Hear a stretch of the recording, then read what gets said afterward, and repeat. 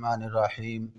معزز سامعین و ناظرین، 20 رکعت نماز تراویح سنت مؤکدہ ہے۔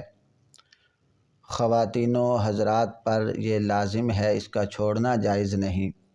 نبی پاک علیہ السلام نے اپنی امت کو اس پہ ابھارا ہے، رغبت دلائی ہے اور فرمایا من قام رمضان ایمانا واحتسابا غفر لہ ما تقدم من ذنبہ، کہ جو بندہ رمضان میں ایمان کی حالت میں ثواب کی امید کے ساتھ قیام کرے گا، اللہ رب العزت اس قیام کے صدقے سابقہ تمام گناہوں کو معاف فرما دے گا۔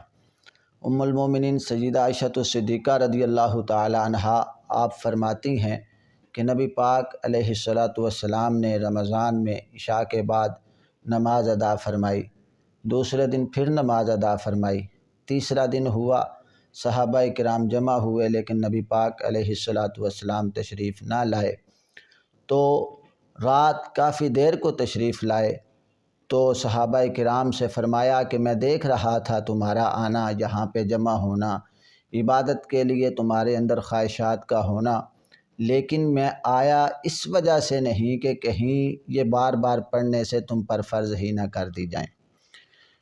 تو آپ کے زمانہ میں فرداً ادا کی جاتی رہی۔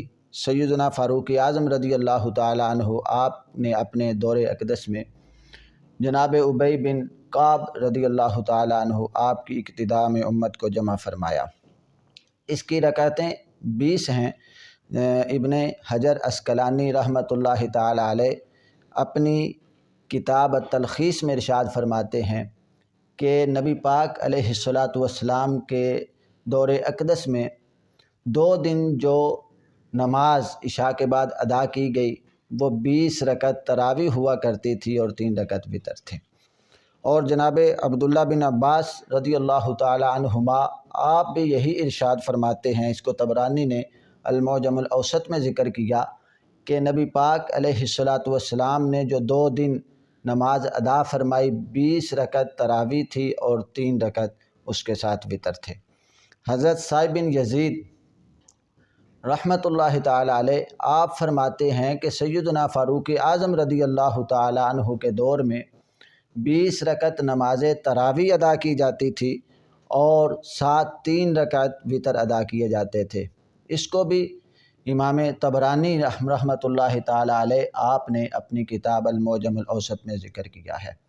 مزید برآں فقہ کے جو چاروں امام ہیں ان کا اس بات پر اجماع ہے کہ تراویح جو ہے وہ 20 رکعت ہے، اور اسی پر امت کا عمل رہا ہے تواتر سے۔